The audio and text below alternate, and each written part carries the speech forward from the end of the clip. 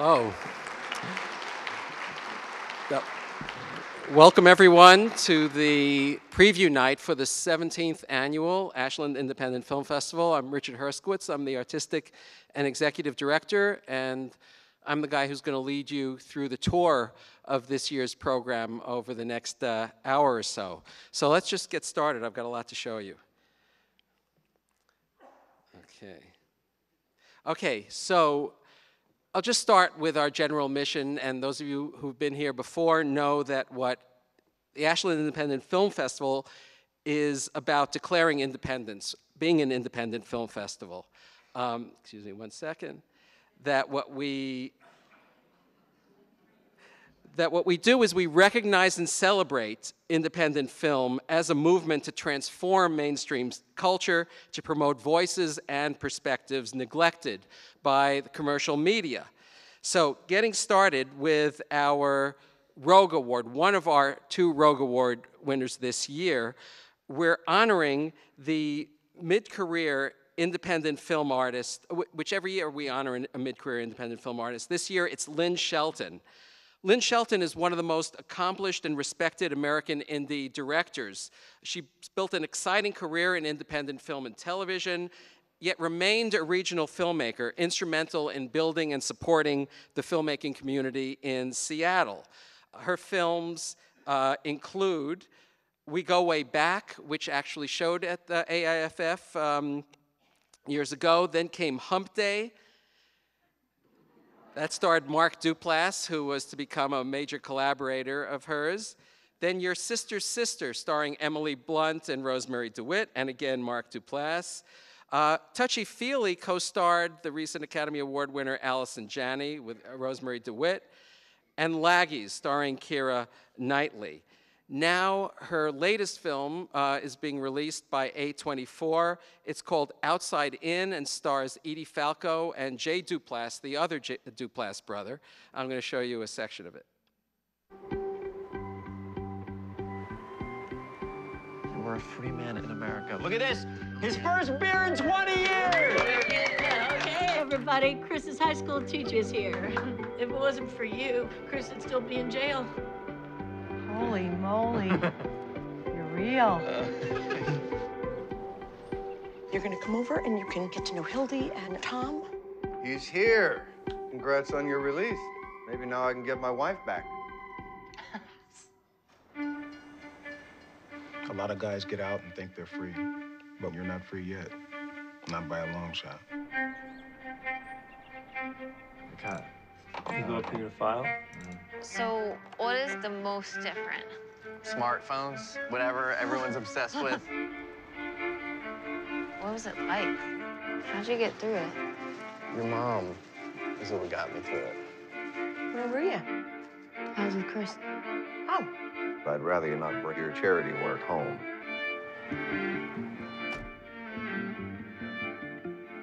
Come on, put it on. Get out of here. I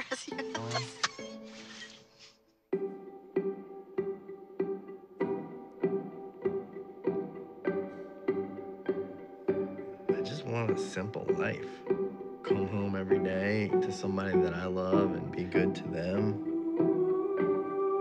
I want you. Chris, I have to save my marriage. Oh my God. Tom, we can be friends. We're not friends. You're the only person I can talk to. You're everything to me. You have a whole big new life in front of you. How could you possibly know that it's me that you want?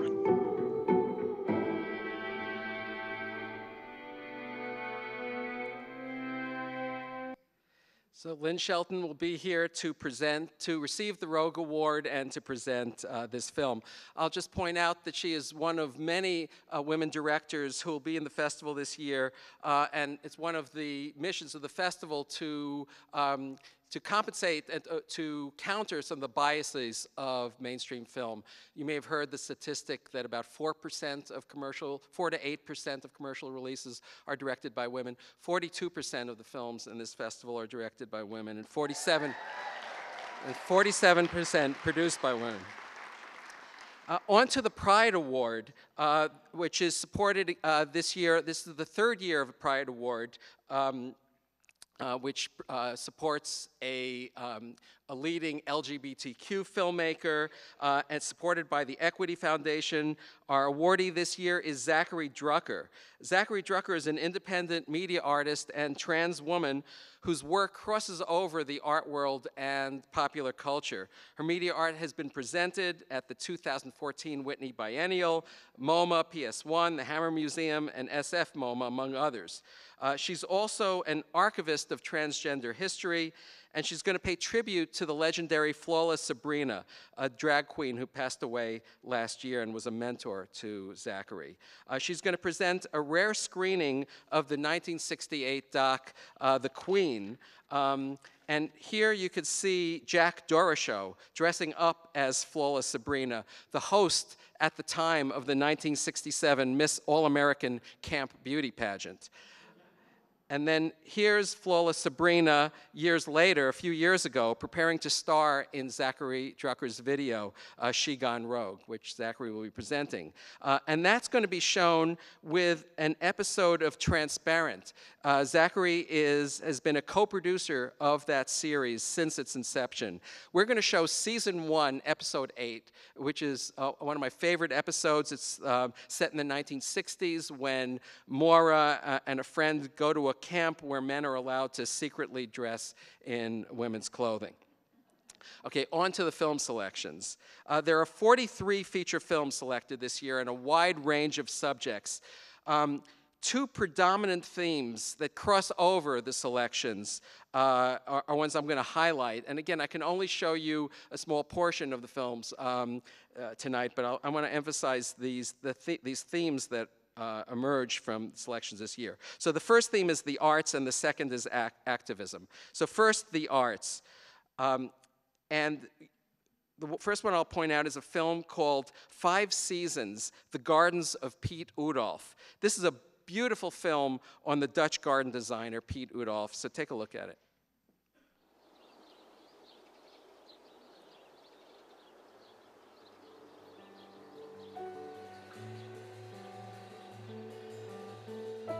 And Pete, he works in this very, very intuitive way. He plants as an artist paints.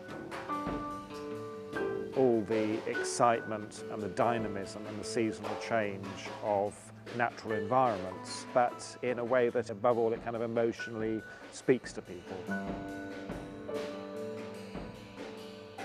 This is a meadow of 1.5 acres. The garden is meant to get lost in, so it's quite big.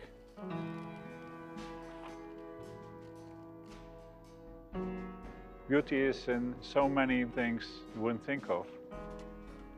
And I think this sort of struggle about beauty and no beauty, I think that's part of my life too, you know. What I try to create with gardens is, of course, beauty, but the moment you say that I love plants that are dead, then you have a problem, because people don't like dead plants. I think it's the journey in your life to find out what real beauty is, of course, but also discover beauty in things that are, on the first sight, not beautiful.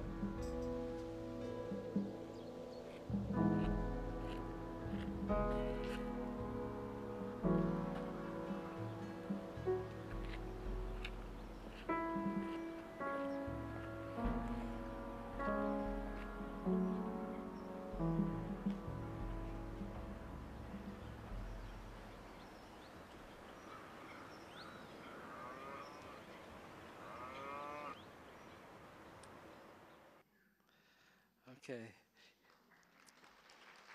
Here's another arts film that was one of the favorites of our programming team, Liana.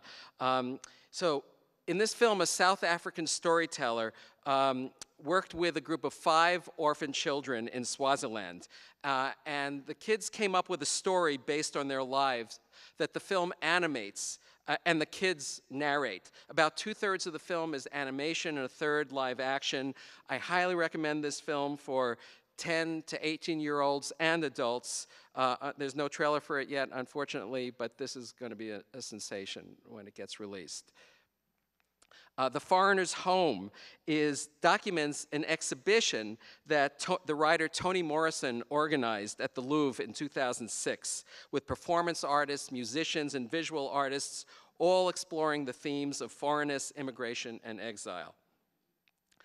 Mr. Fish, Cartooning from the Deep End, is about the extremely irreverent cartoonist Mr. Fish. So let's meet Mr. Fish.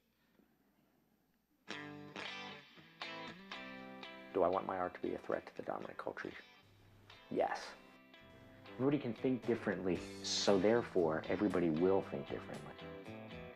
So get used to it. Don't take it personally.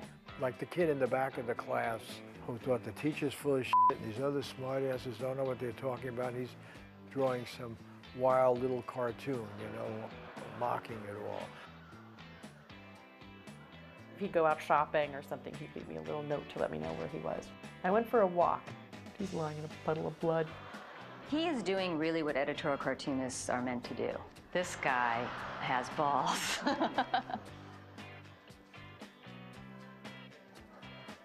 I think it's the responsibility of every artist to reflect the times in which they live. That's why Mr. Fish's work is really important. It's not a dying profession. It is a profession that is being systematically murdered. What editors like are funny little jokes that offend no one. He doesn't play the way you play if you want to be rewarded.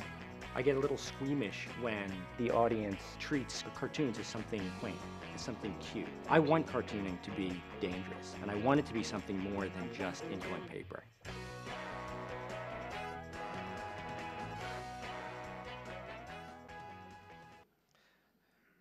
Okay, so music is a major theme of many of the arts films in our festival. Let's start with A Tuba to Cuba.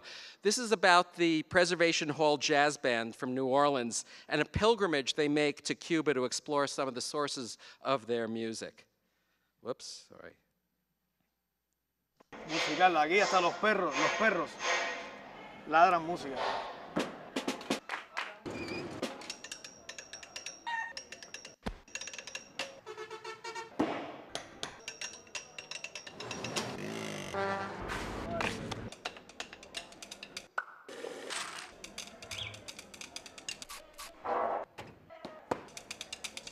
El pobre bardo seguía.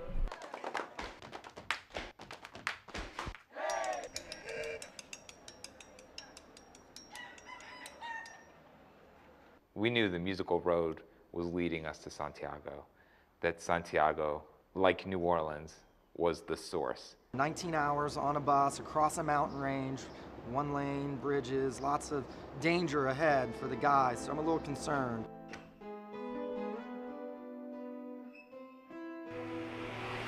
I never knew that at this point in my life that I would be learning so much about how connected our traditions are to the music and the traditions and the history of Cuba. Now, when we tell people we're from New Orleans, the first thing they ask is, have you been to Santiago de Cuba? Seems like the closer we were getting to Santiago, man, you could just feel something in the air. I feel something very familiar here, the presence of something very old, and there are a million stories to be explored here. I'm hearing so much about the African culture and knowing that's what the essence of it is. I can't wait to go see what's going on over here in Santiago.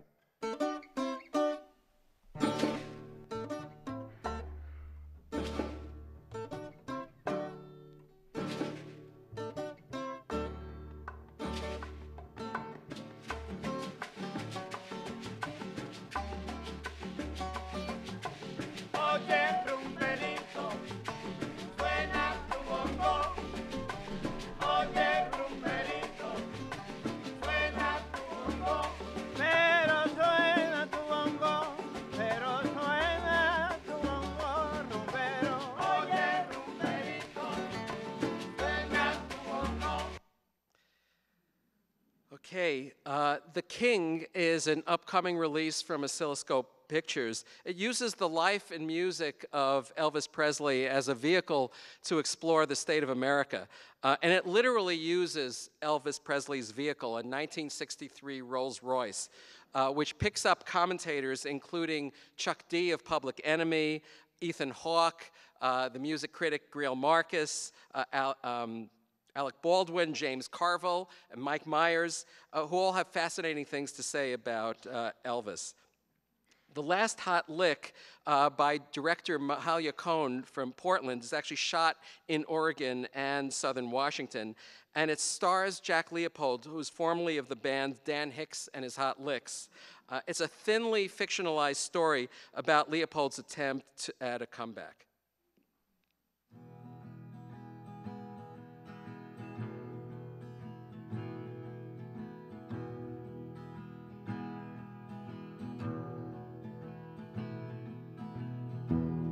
Thank you very much, ladies and gentlemen. Got a new song. I wrote it for a woman to sing. Haven't found the right one yet. Do you need a ride? You know, I had some good times when I was younger, but I was out of it for a while. Then, you know, I just had to get back in. I just had to do it. Hi, Dad. I got some good news. What's going on? Well, I found a singer who's just phenomenal. She's traveling with me, and we're singing our songs. Say the geese are flying, but I don't really know.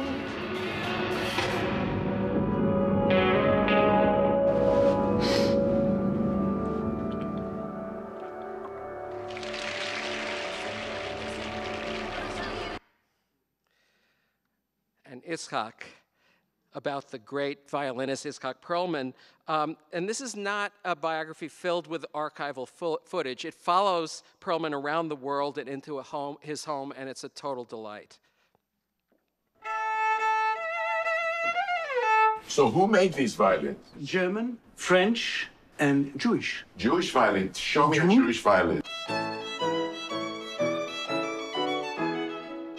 Anything that happened in my childhood had to do with yes practice, no practice. Maybe just thought, you have a talent, use it, because you're not going to be a tennis player.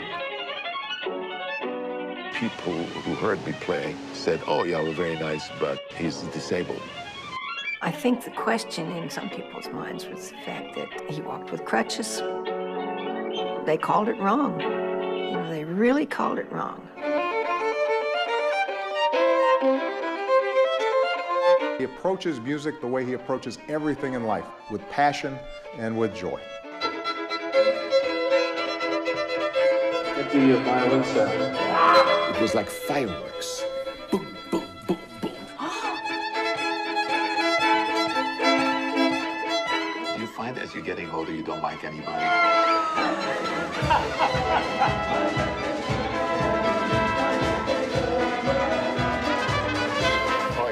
Toby was blown away by Itzhak's playing, and she was a goner. I was a goner. Goner. I was. The people who came to Auschwitz, they came always with a violin. In other words, this was strictly for survival. He got a gift, because what he's doing there is, it's not music. This is praying with a violin.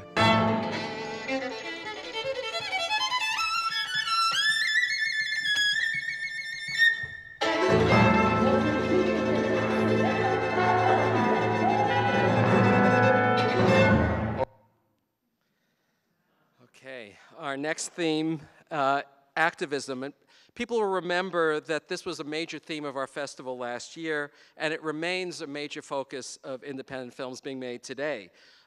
Conditions in the world aren't exactly improving, but the resurgence of political activism is offering hope. So let's start with The Reluctant Radical by a Portland filmmaker, Lindsay Grazel, about Ken Ward, a Portland environmentalist who is compelled for nearly every waking moment to jam the gears of corporations who are damaging the environment.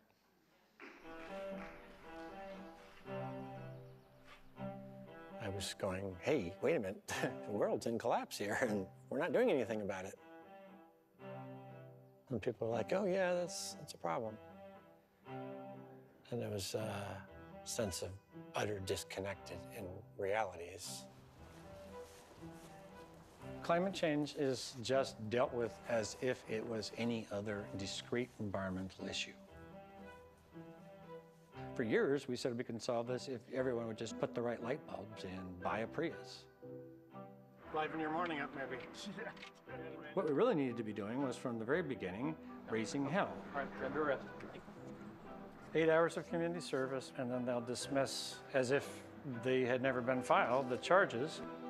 In theory, I could just show up and do this every 2 weeks or so if I wanted. Woke up at 2:30 in the morning thinking, why am I doing this?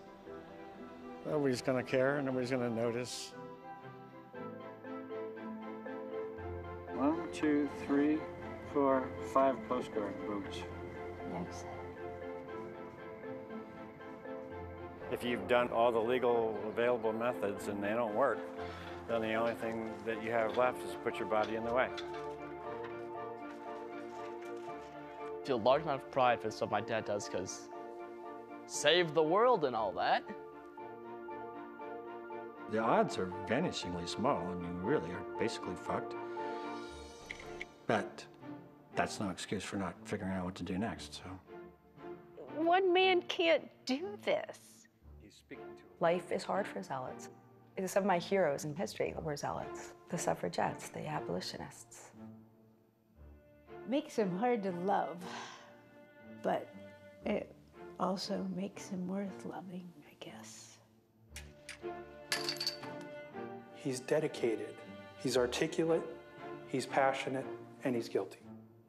I'm now showing Exhibit 18 to the jury. We need moral clarity. We need sides to be drawn. Either you're for burning fossil fuels and ending the world, or you're against it. Which is it? Okay, we expect Ken Ward to be here, along with the director, Lindsay Grazel. On Her Shoulders is another film about an activist, directed by Alexandria Bombach, who some may remember from a few years ago. Her film Frame by Frame won the jury prize. She was back with a short film a couple of years ago. So On Her Shoulders is about the Yazidi human rights activist Nadia Muradi. Muradi and her people have been victims of ISIS, and she was held prisoner and abused by them.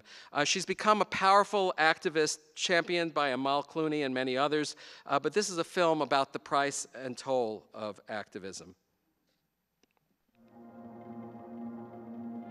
أنا ناجية من الإبادة الإيزيدية ولاجئة الآن. Nadia Murad is campaigning to try to get the world to notice and do something. Yet she tells the story again and again of how she became an ISIS sex slave. Although she's the strongest person I ever seen, I don't know how much more strength she has.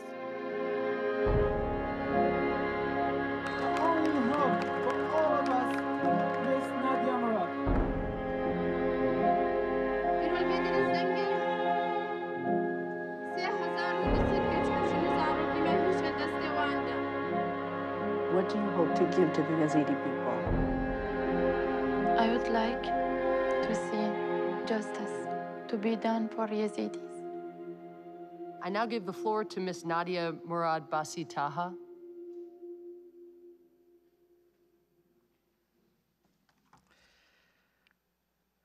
A River Below is executive produced by Mike Irwin, who lives nearby in Jacksonville. It's about Richard Rasmussen, who is a Brazilian reality TV star who ventures to save the pink dolphin from extinction, but uses some questionable methods.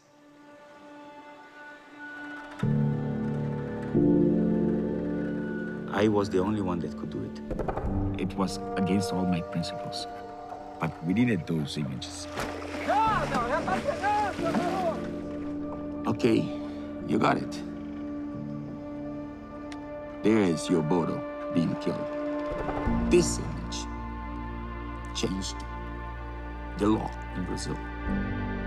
It was a sacrifice. I'm the anti-hero.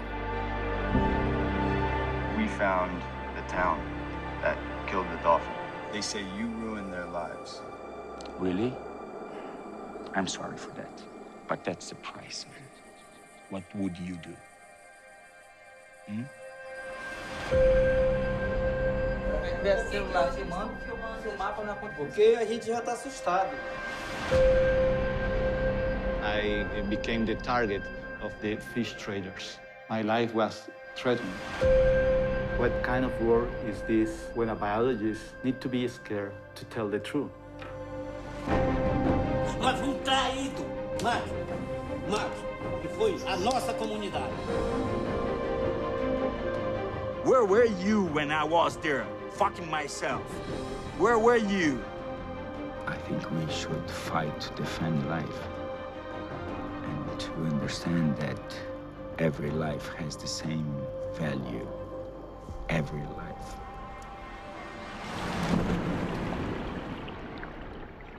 We are killing everything, man. We need action. Stop talking, do something.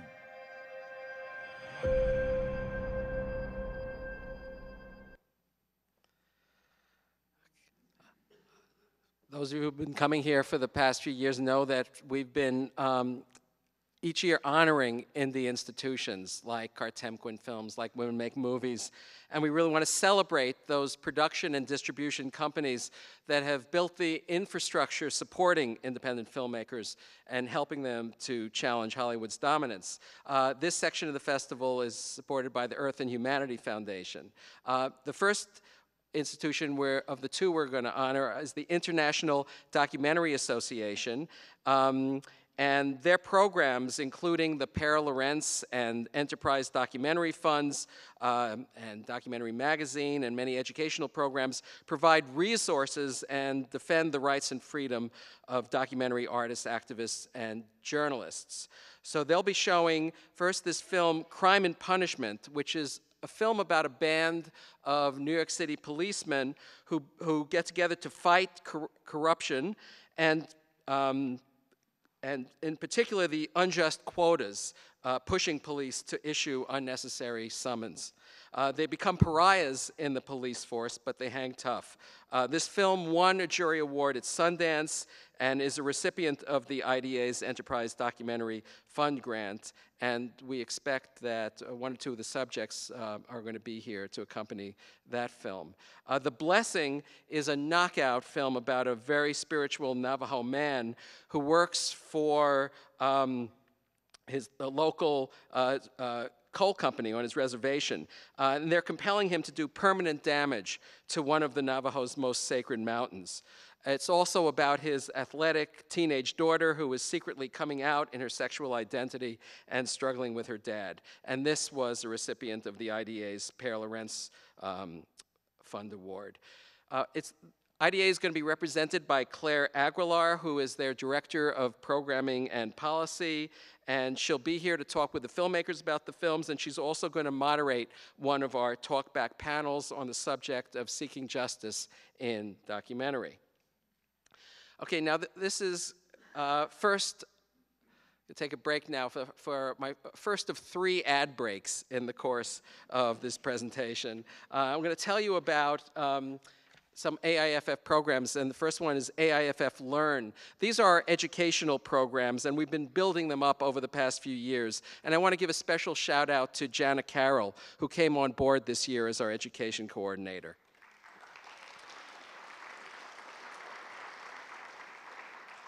The first of our programs is, of course, the talkback panels that many of you have been coming to see and will continue this year. Free program, although you need to get your tickets, reserve them ahead of time. And those are at the Ashland Springs Hotel every Friday, Saturday, and Sunday morning of the festival. Other programs include Festival in the Schools and school group screenings. We send some of our guests out. I want to particularly call attention to something that Jana's been working hard on, and that's Teen Press. And I think we have a group of Teen Press students right there in the corner over there. Welcome. Some of you may have seen a few years ago we showed a film called teen press, and it was about a guy named John Bettner who organized this program of middle school and high school students who would learn how to do interviews and produce video news reports, and they covered their local film festival. He came here, he fell in love with Ashland and proposed to us that he start a teen press program here, and it's been growing rapidly. These teams interview our guest filmmakers. This exposes them to independent films and filmmakers, and their reports are shown to their schools and go up on YouTube. Another program that's in its second year, I think, is Community Conversations, and that's led by Marla Estes and Kay Sandberg. I think it's the third year. They have these sessions at the Elks Club at 5:15, Friday, Saturday, and Sunday, and it's an opportunity to talk more in depth about some of our more provocative films and how they affected you. Marla and Kay are amazing discussion facilitators, and I can't recommend this program enough. And here comes a brand new program in AIFF Learn, AIFF Family Day at ScienceWorks. That's going to take place April 14th, Saturday, all day from 10 a.m. to 5 p.m. It includes hands-on activities for kids and presentations throughout the day, including Mark Shapiro of Leica, talking about Leica's animation programs, a representative of NASA talking about Cinespace. So I highly recommend that, and if you're a member of AIFF, you get into ScienceWorks free that day. Another new program that is getting off the ground this year is AIFF Medford.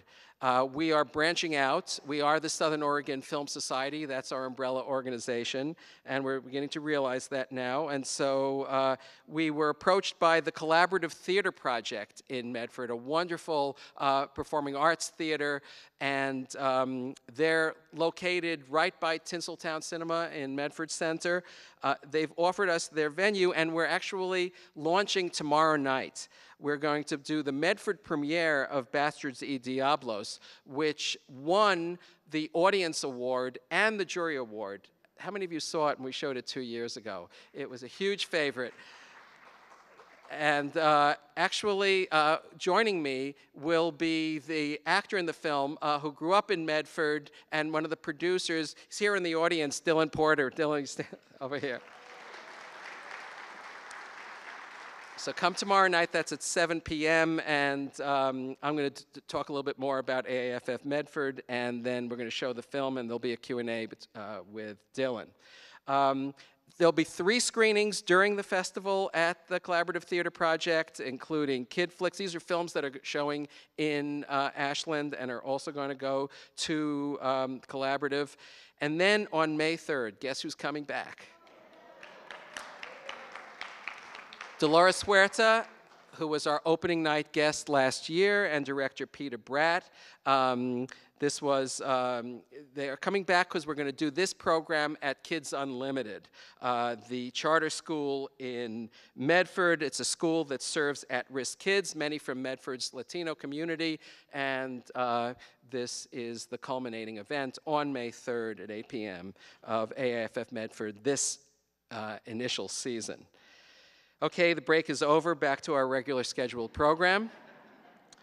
We're going to start talking about our shorts programs. We have 79 short films in our program this year, in a dozen, and there are a dozen programs. Now, the first batch of programs are curated. That is, they come here as packaged, curated program. Cinespace, which has been here the last 2 years, returns this year for the 3rd year, is an annual film competition where filmmakers make short, under 10-minute films drawing from NASA's space footage archive. And once again, NASA is sending a representative to present the film. Kid Flicks is the best of the New York Children's International Film Festival and recommended for kids 8 and older. Take a look.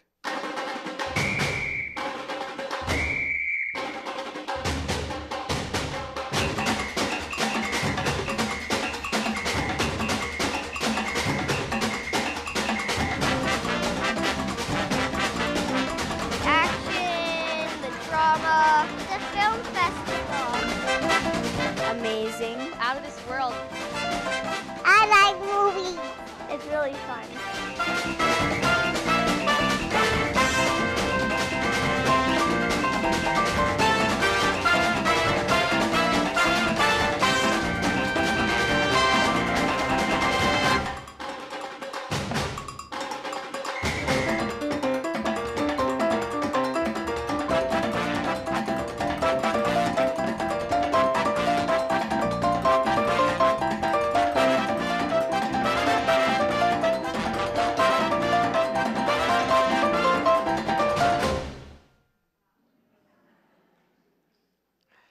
And the third curated program is Animated World, stop motion classics with Mark Shapiro. And Mark, who comes back year after year, is just a favorite here, has selected a group of stop motion films from Leica, where he works, as well as by Will Vinton, Tim Burton, and many others.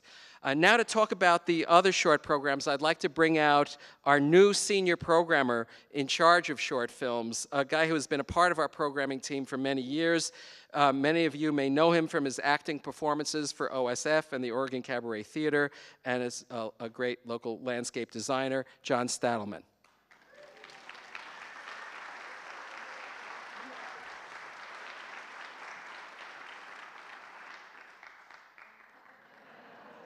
That's vintage. Hello, everybody. I'm John Stadelman, longtime volunteer with the film festival here. I started out just as a sort of a screener, and then I moved up to junior programmer, and now Richard has thrust me, struggling, into the category of senior programmer, focusing on short films. I have to say, I've been doing this since, I think, the second film festival, and I've never come to this before, and I'm just astonished. I had no idea there'd be this many people here. It's just wonderful. It's wonderful. Anyway, so like I said, I kind of got thrown into the deep end without knowing too much what to do. I knew that I had to create 4 shorts programs, 2 short documentary programs, and 2 short narrative programs. That was sort of the thing I had to do. And in order to prepare for it, I just decided to watch a lot of films. So I watched just about every short film that came through the festival this year. My eyes were literally falling out of my head. And what I discovered through the process of doing this is that I think this is a somewhat unusual year, because normally we have, really strong short docs and not so strong narrative docs, and this year that seems to be reversed.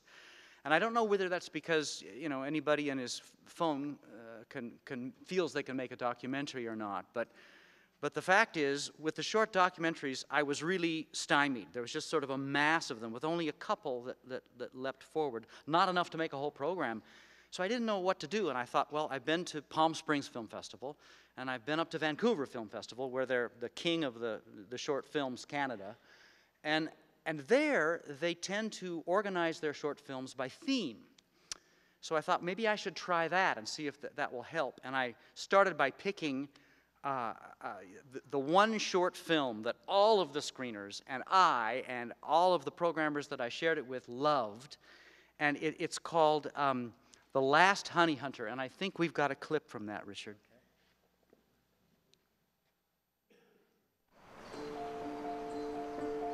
अब चिलाउनै गएको उसकै अब छेउमा चिलाउँछ आज त के भन्ने डर भए त अब किन पस्छ वीरका डर चिलाका डर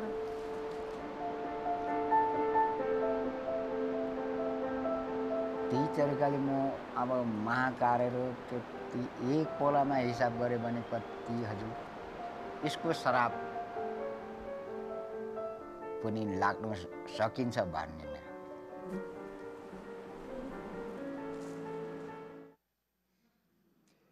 It's just a wonderful film. Everybody who saw it loved it, and I looked at it and said, well, what comes out of this? And I thought, well, weird jobs,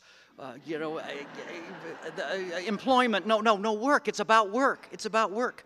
So I thought, let's try going with that for a theme, and I started looking over all those documentary shorts again, and suddenly all kinds of them started to float to the surface in connection with that theme. So if you come to this one, you'll be able to see a doc about an artist whose medium is bubbles, or a man who takes people across our border with Mexico in a boat called Ferryman at the Wall.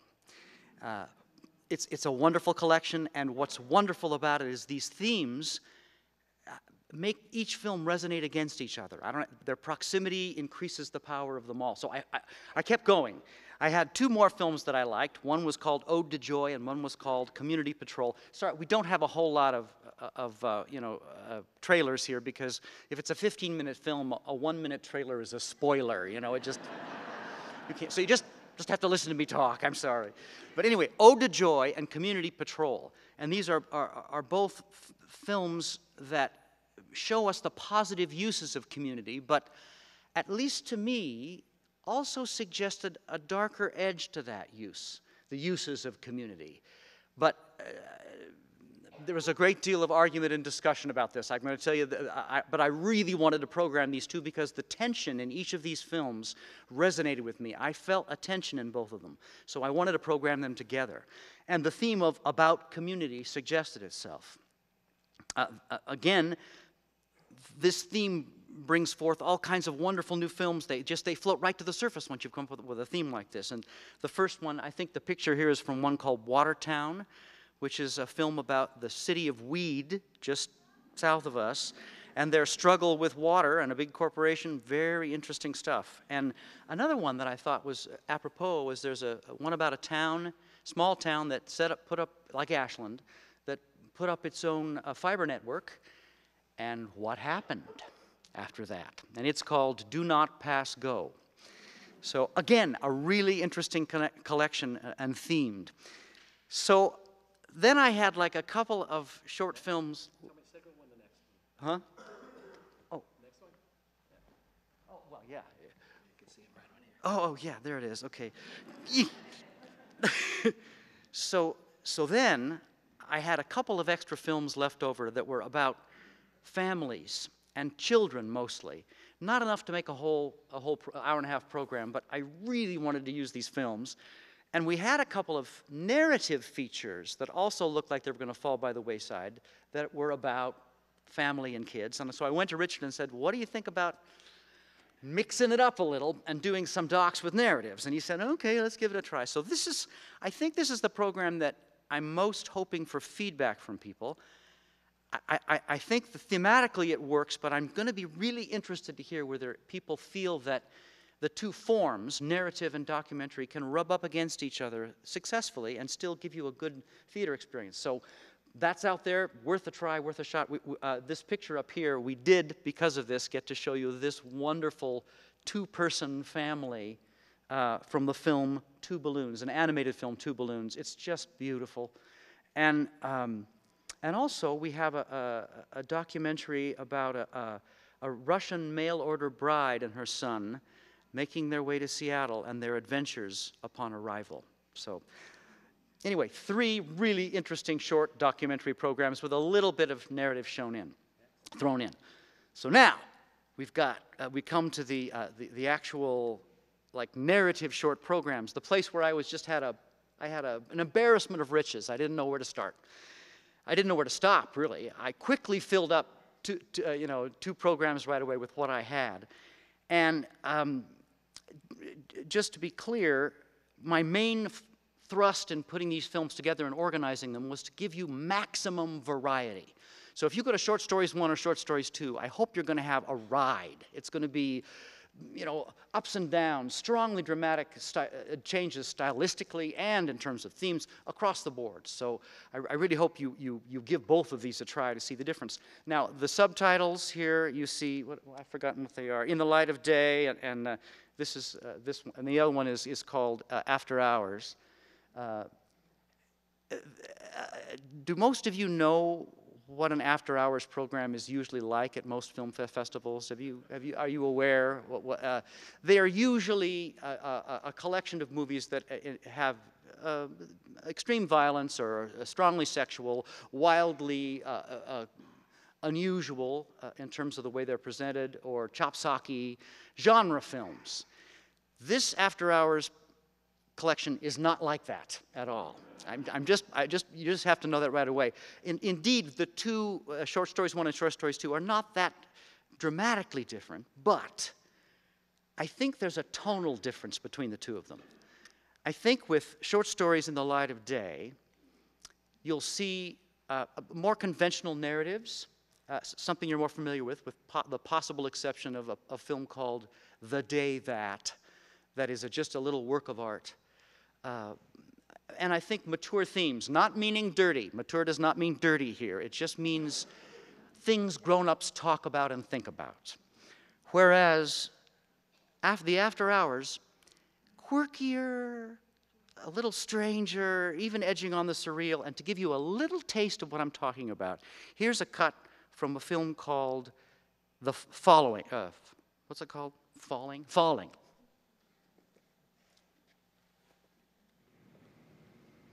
You're very white.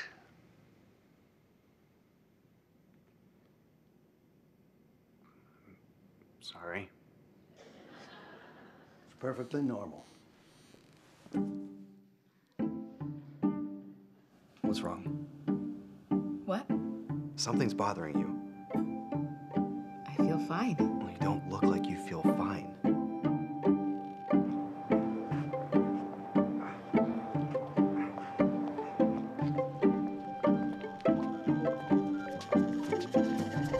I'm not a racist! Oh, wait!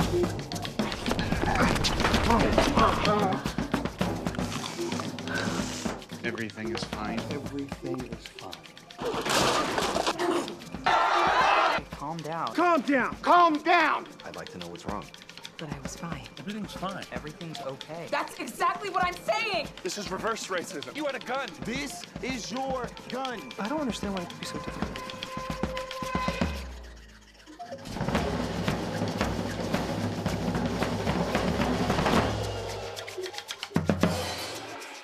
Yeah! That'll give you a taste of After Hours. Now, before I walk away, I want to talk just really briefly about the 3 Locals Only program. I didn't have a lot to do putting these together, but I want you to know about them because it's exciting. These are our people that are putting these films together. There's 3 Locals Only programs. The first one is called Family Friendly. And we call this Family Friendly because it was generated by the Film Festival's Student Launch Program. We invite students from primary grades to college level to participate in a short film competition called Launch.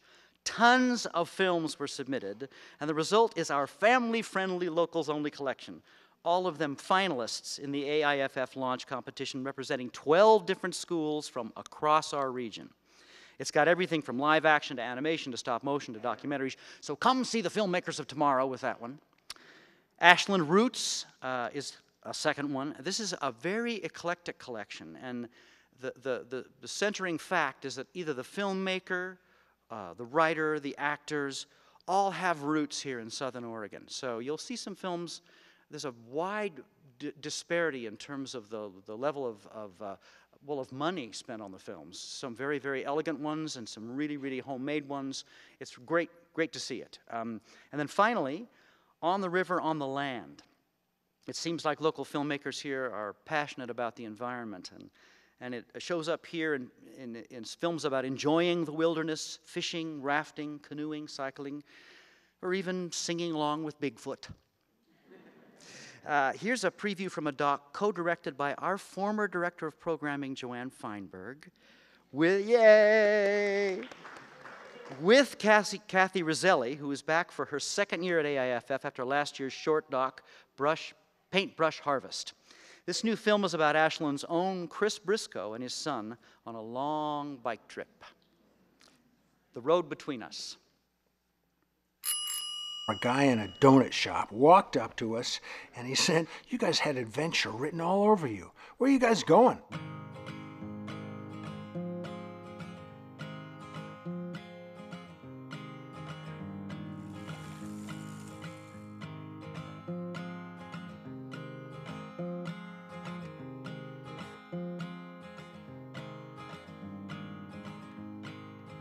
I'm glad you said yes. It's only a matter of time before life begins. I did not want to lose any moment of him growing up, and the best way I could hold on to those moments was to take pictures of them.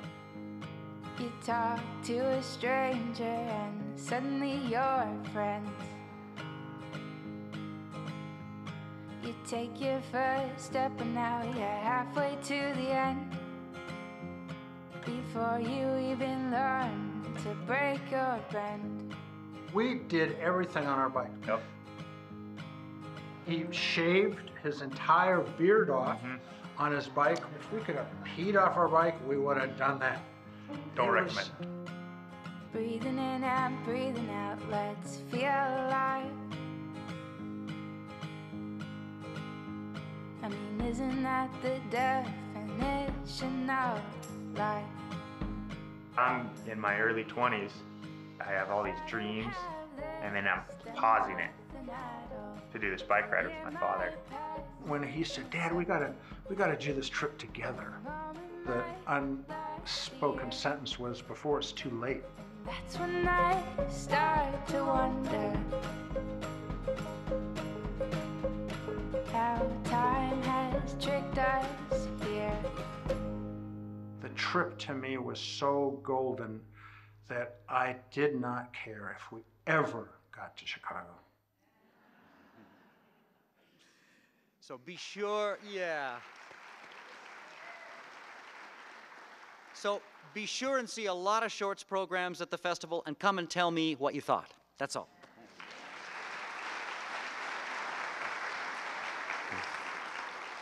Okay, so I think it's time for another ad break.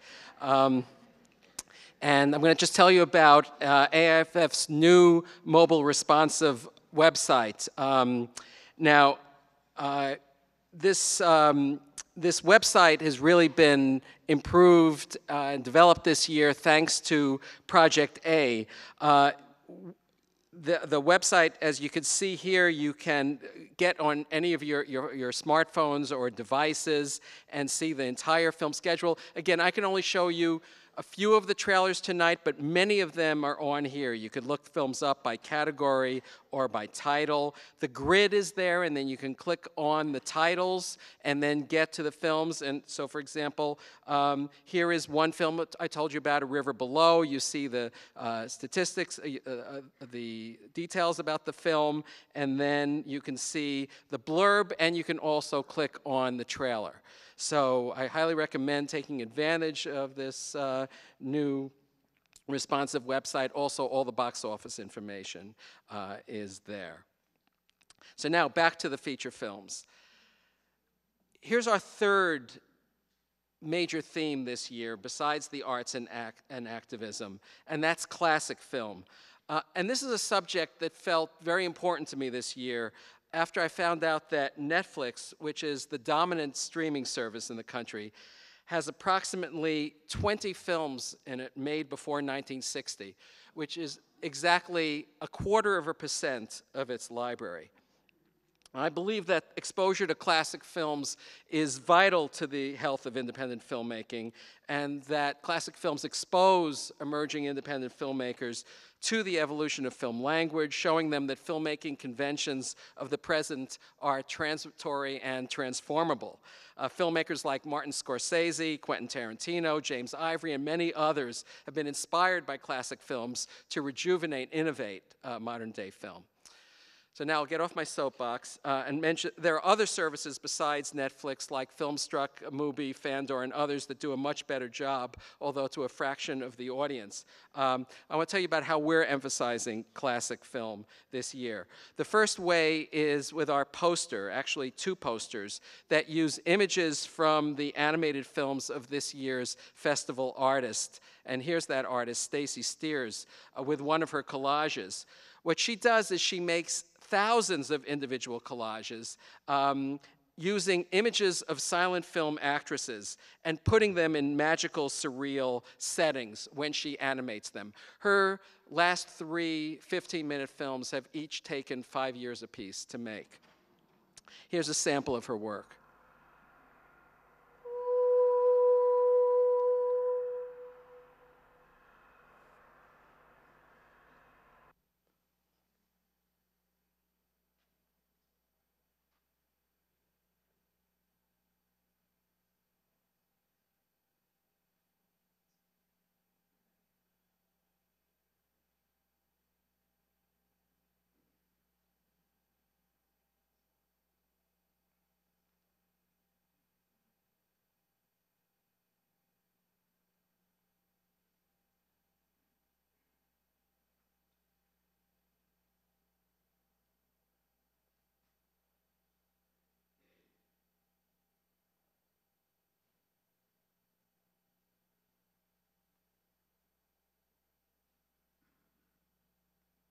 Now you see the source of our poster.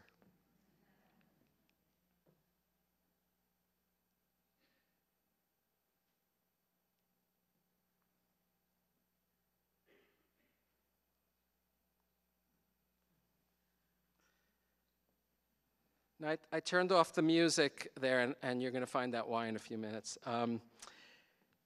Stacy's work is going to be part of an exhibition at the Schneider Museum of Art called The Animated Image that I co-curated with the director of the museum, Scott Malborn. Included in that will be the work of 3 other animators, Matt Bollinger, Rick Silva, Chris Doyle, but they'll be presenting interactive media installations, such as Stacy's. This, for example, is one of her pieces called Night Hunter Cottage, and it's a dollhouse that you walk around, and when you peer through the windows, you'll see rooms playing individual scenes from her film Night Hunter. And many other installations will be in this exhibition, which is going to run from April 12th, opening day of the film festival, through May 12th. Stacy Steer's trilogy of films is going to be featured in a special program called Silent Scores on Saturday night of the festival here at the SOU Music Recital Hall. And for this special event, 3 new scores have been commissioned from Terry Longshore and Tessa Brinkman. Terry Longshore is the head of the graduate music program here at SOU. He and Tessa together have a group called Caballito Negro. They have created original scores for this trilogy of films, and they're going to perform them live here on stage on Saturday night. And this leads to our second Indie Institution tribute after the International Documentary Association. Milestone Films is a distributor known for restoring and re-releasing classic cinema masterpieces, groundbreaking documentaries, and American independent features. For the past 10 years, Milestone has concentrated on the restoration and worldwide distribution of films outside the Hollywood mainstream, featuring lost films by and about African Americans, Native Americans, gay people, and women. They'll be represented here by their founders, Dennis Doros and Amy Heller. Dennis is also the current president of the Association of Moving Image Archivists. So the first Milestone film that we'll be showing is on the same program with Stacy Steer's films played by Terry and Tessa. The Dying Swan is a 45-minute Russian silent film classic that Milestone released several years ago with a score that happened to be composed by opera and film composer Joby Talbot, who lives here in Ashland. So Joby is going to be getting together with 2 other musicians, a cellist and violinist, and they're going to perform his score for The Dying Swan live on stage in that program. Another kind of live performance event that we're going to have is the latest re-release from Milestone, and that's the film No Maps on My Taps. This film, which came out in 1979, was responsible, many people believe, for the revival of tap as a dance form. It inspired, for example, great performers like Savion Glover. Here's a trailer.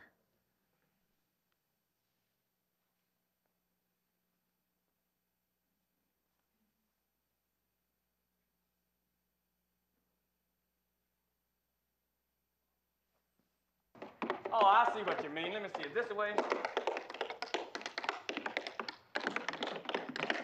Now let's go back.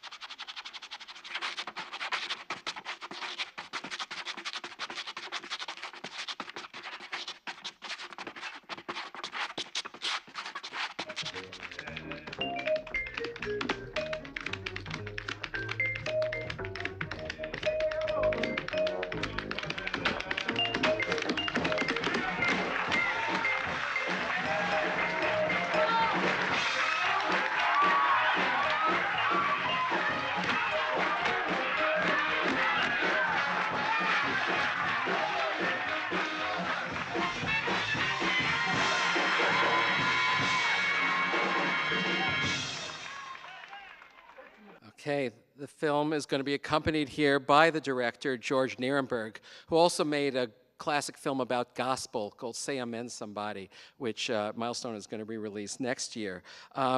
This film is going to be followed by a live tap-in led by Suzanne Seiber. She's going to perform with some of her students after the film, and then anybody who shows up with tap shoes will be invited to join her at the stage of the Armory for a mass shim-sham. So come on, get out those tap shoes for this. Now some more films about classics. Saving Brinton is about the retired teacher Michael Zaz, who discovered a trove of silent films, very rare silent films, in his hometown of Washington, Iowa, and those were the Brinton collection. He becomes a passionate film archivist, and this is a fascinating portrait of Michael and a great introduction to silent film history.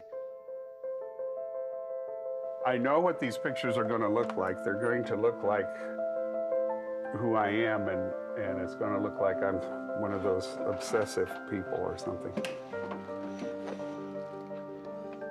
And there is the Brinton room.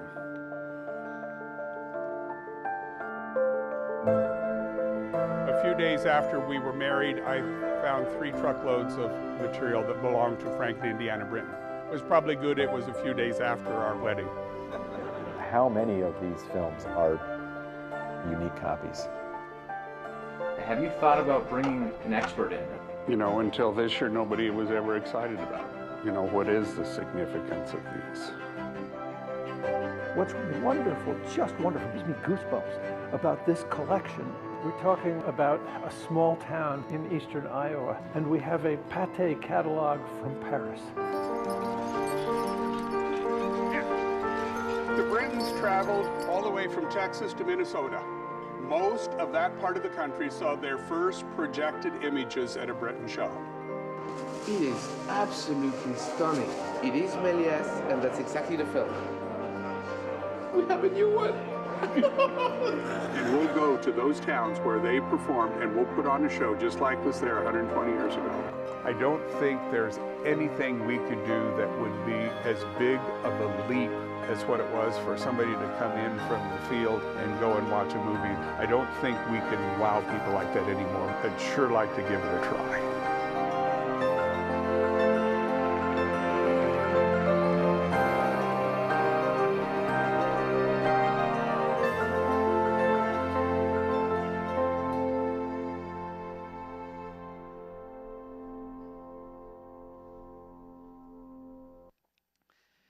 So I'm very pleased to say that Michael Zaz is going to be here, and at the end of the screening at the Armory, he's going to do a live presentation on a magic lantern, a rare magic lantern projector. This was a precursor to the film projector, and he's going to show some of the magic lantern slides from the Brinton collection. Love, Cecil is a biographical film about the photographer and costume and set designer Cecil Beaton, who won Oscars for his work on My Fair Lady and Gigi. Check it out. Mr. Beaton, you've been described as an author, a designer, a painter, a photographer. Now, which of these is your main profession? I wish I knew. I'm afraid that's been my trouble for a very long time. It's always Beaton's look, Beaton's touch. The fashion work, the portraiture, the film and theatre work. He captures Hollywood and American elegance like no one. If he hadn't have done photography, if he'd just done My Fair Lady, that would have been enough for me. No one has had the ability to wave the wand and scatter the magic over somebody like Cecil Beaton. It was up to me to find the sort of world that I wanted. His life was a stage. What a marvelous thing great physical beauty is. It's nothing less than a living miracle. Everything about him was style. All those details of a kind of dandy. I knew he was an old queen. Am I vain? Cecil had an aura about him that really drew you in, but he looked totally unlike anybody else. Beaton was essentially an outsider, striving to get in. There is scarcely a flattering self-portrait Yet truth begins with oneself. I think that probably love, or the lack of love, was an enormous part of his life. There was a self-destructive thing there in terms of relationships. Oh, yes, I can hate. I can hate unreasonably. He loves. It's very easy for him to love. He positively loves you or he positively hates you. He was just a sort of mass of contradictions. None of the things he did really satisfied him. He was on this endless quest for something. I wish that I were able to dig down deeper. He gave over his life to expressing beauty, however he could do it. Once you've started for the end of the rainbow, you can't very well turn back. What if one is a dreamer? It's going to be accompanied by the director, Lisa Imordino Vreeland, a wonderful documentary filmmaker who also did Diana Vreeland, The Eye Has to Travel, about her mother-in-law, and Peggy Guggenheim, Art Addict, another great art film. Citizen Blue is going to be a premiere of a new film about the filmmaker James Blue, an important Oregon director who died at the age of 49 in 1980.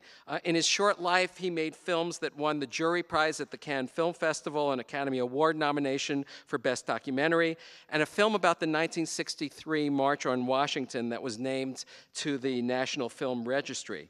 As a teacher, he influenced a lot of people, including his students at UCLA, including Paul Schrader, Francis Ford Coppola, and Jim Morrison of The Doors.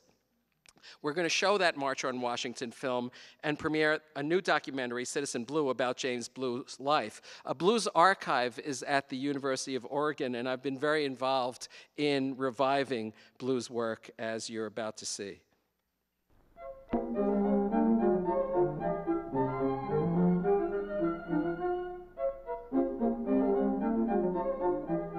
Olive Trees of Justice goes to the Cannes Film Festival. He took it there himself and attracted the interest of a judge who put it into the program, and it so blew away the critics, it won the Critics' Prize at Cannes. It's thanks to Olive Trees of Justice screening at Cannes that James Blue ended up being hired by George Stevens Jr., who saw the film at Cannes, to then come back to the United States and work for George Stevens Jr. at the USIA. I went to the Cannes Film Festival, and it was at that, it was 1962, and the Olive Trees of Justice was shown, and I arranged to meet Jim. I said, would you be interested in making films for USIA? The March on Washington was coming up. I saw it as an opportunity, that it would show that though we do have problems in our country, that we're a country where you can voice your dissent. And I think we had at least a dozen cameras there on that extraordinary August day when we were all there by the Lincoln Memorial. Freedom Now movement, hear me. We are requesting all citizens to move into Washington, to go by plane, by car, bus, any way that you can get there. Walk if necessary. We are pushing for jobs, housing, desegregated schools. This is an urgent request. Please join. Go to Washington. Okay, that's just a brief clip from the film. I want to mention that James Blue's brother Richard will be here, and he's going to be making an announcement about a new award that his James Blue Alliance will be supporting at AIFF beginning in 2019 and supporting social justice filmmakers. Shakespeare Walla, it was James Ivory's second feature film and a classic made in India and recently restored and re-released by Cone Media. It's about a troupe of Shakespearean actors who perform in small towns across India but are facing low demand thanks to the rise of Bollywood. And James Ivory is returning. He got as many of you know, a Lifetime Achievement Award last year. He also got an Oscar a few weeks ago for his screenplay for Call Me By Your Name, and he has fallen for this festival. He's joined our honorary board, coming back for a second year, and for this conversation about Shakespeare Walla, he's going to be joined by Bill Rausch of OSF. And now is the last ad break before I finish up with our special screenings and a very special guest. So many of you know that AIFF is often ranked among the 25 coolest in the world and among the 50 festivals worth its entry fee. We have extraordinarily high attendance relative to most film festivals out there, but ticket sales and memberships cover just 40% of our operating expenses. So here are some of the ways you can help. One is to buy our wine. The new AIFF Tempranillo is just about to go on sale. It was produced for us once again, and I can't thank them enough, the Weisinger Winery, to benefit AIFF. So you can sign up for your bottles or cases outside, or go to the Ashland Wine Cellar for these two wine tastings on April 6th and April 14th. You can also get our merchandise, which is on sale at Travel Essentials. You can see our new t-shirt with Stacey Steer's image right there, and messenger bag, etc. You could also become members at the highest level you can afford, preferably, which supports us and also gets you early access to tickets before they sell out and opportunity to get on the members line. And finally, you can donate. We're asking for a voluntary donation tonight, and $10 is suggested, but feel free to go higher. You can also contact me about supporting the festival in a bigger way. I'm at richard@ashlandfilm.org. So now for the finale.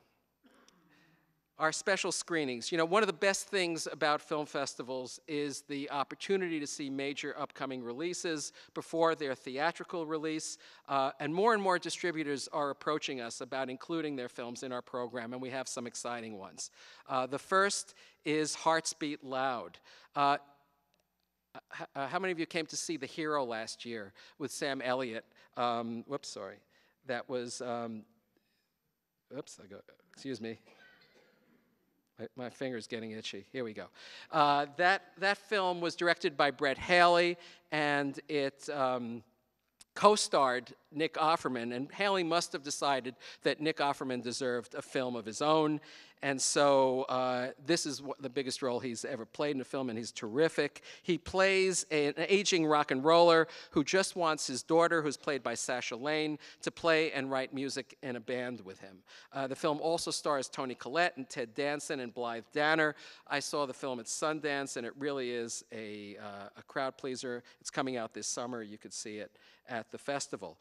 Lean on Pete is actually one of John Stadelman's favorites from the Palm Beach Film Festival. It's directed by Andrew Hay, who also did Weekend and 45 Years with Charlotte Rampling. Hay is an English director, but he filmed this one in Oregon. Take a look.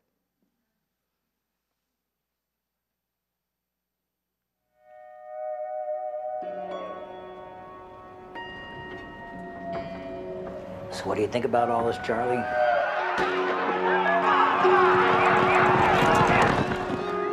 What do you mean? You know, working the backside, being here in the asshole of nowhere. I like working the horses. What's this one's name? Lean on Pete. And here's number 6, Lean on Pete. You won, right? Yes.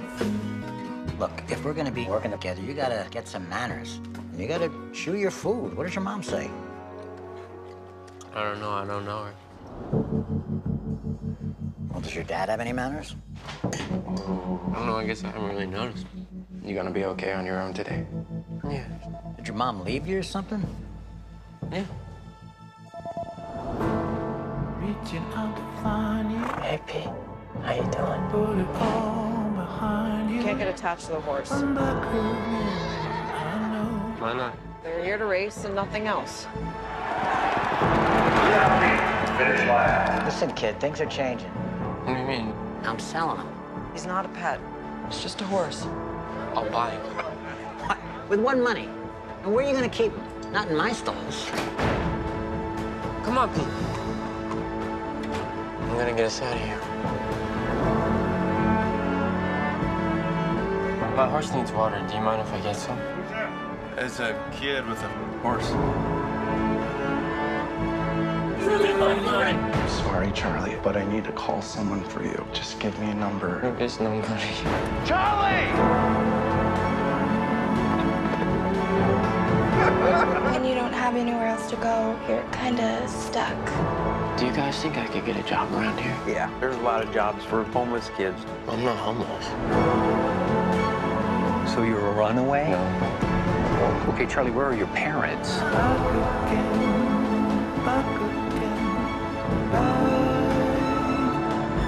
You gonna get on him next? He's not for riding.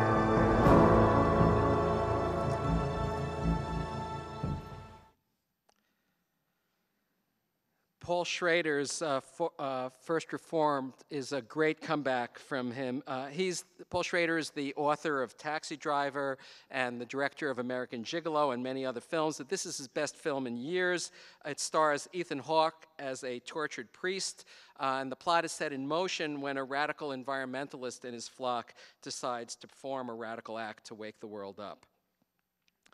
On Chesil Beach stars Saoirse Ronan, who many of you just saw in the role of Lady Bird, and also Emily Watson. It's based on the novel by Ian McEwan and has a screenplay by Ian McEwan. And next, Borg versus McEnroe. This one has Shia LaBeouf kind of typecast as the wild and erratic tennis player, John McEnroe.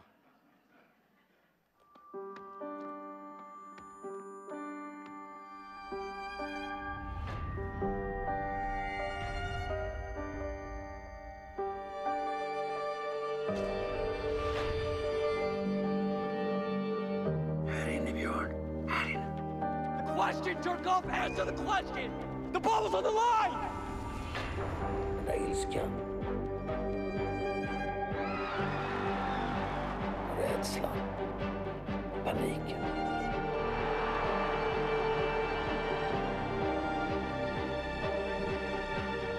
Jag ska in i varandras lag.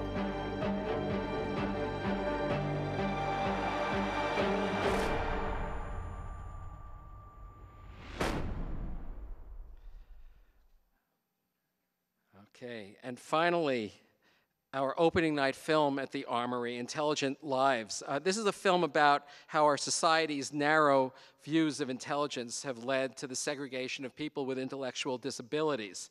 The film was executive produced and narrated by the actor Chris Cooper, seen here with his wife Marianne Leone and their son Jesse. Jesse had cerebral palsy and was said to have a low IQ. Chris and Marianne managed to get him mainstreamed into public education, and he turned out to be an honor student. This turned the Coopers into advocates for inclusive education and champions of kids with very special needs. I'm very proud to say that our second Rogue Award this year will go to Chris Cooper. In addition to presenting Intelligent Lives on opening night at the Armory, Chris is going to do our first talkback session at the Ashland Springs Hotel in a session called Talking Acting with Chris Cooper. Also coming is Intelligent Lives director Dan Habib, and here's a message from him.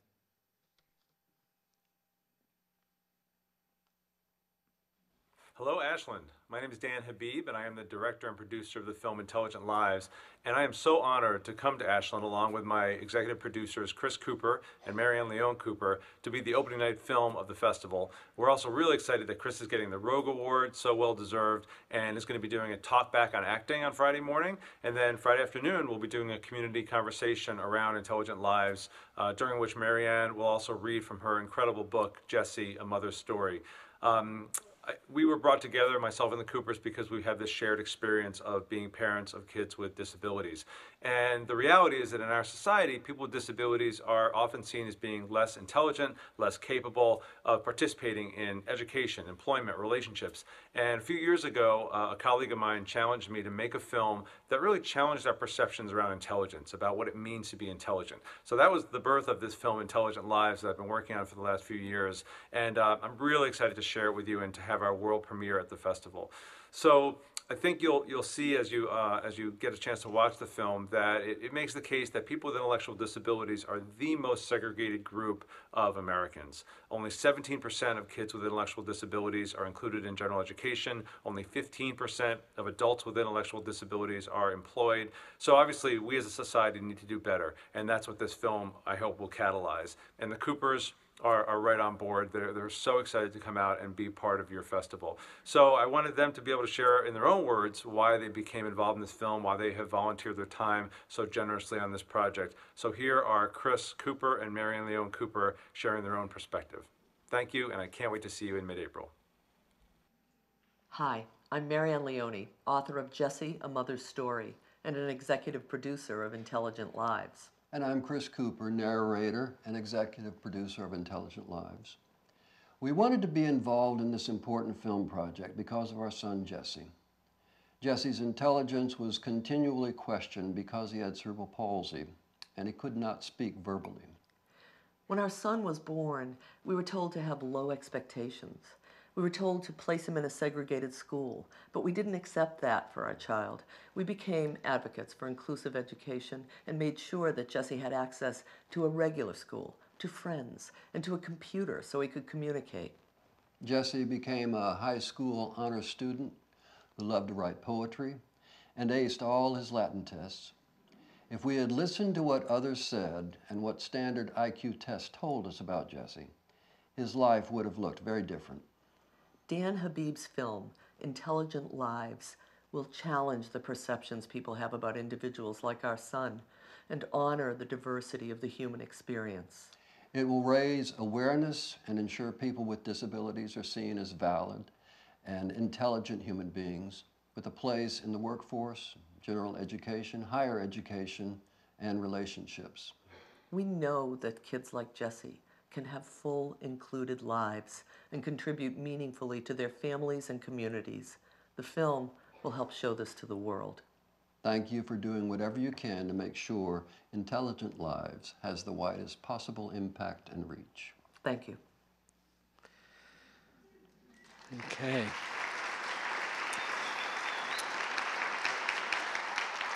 So that's it. I just want to thank our associate directors on my staff, Mary Beth Johnson and Sean Sullivan, and our other year-round staff, Erica Thompson, Emily McBeck, Samantha Sager, and Bruce Hostetler. And now I just want to bring up my programming team who plowed with me through the nearly 1,000 films that were submitted this year. They watched a lot of not-so-great films, so you don't have to. So we'll start with John Stadelman coming up, and Aura Johnson, and Jason Weinkoop, Andrew Gay. Come on, just move over this way. Amara Waterman, and I don't think she's here, but Judy Plappinger is also on our team. Thank you, Amara. So I just want to say, any screeners in the audience, please stand up as well. And now please applaud this whole team of about 25 people. Thank you. Thank you for coming. I just want to say we're looking for more screeners in the next year, and we're short a few volunteers for this year, so if you want to get involved, go to ashlandfilm.org/volunteer. And thank you all for coming. This whole program will be on our website at ashlandfilm.org tomorrow. Thank you again. Nice work, guys.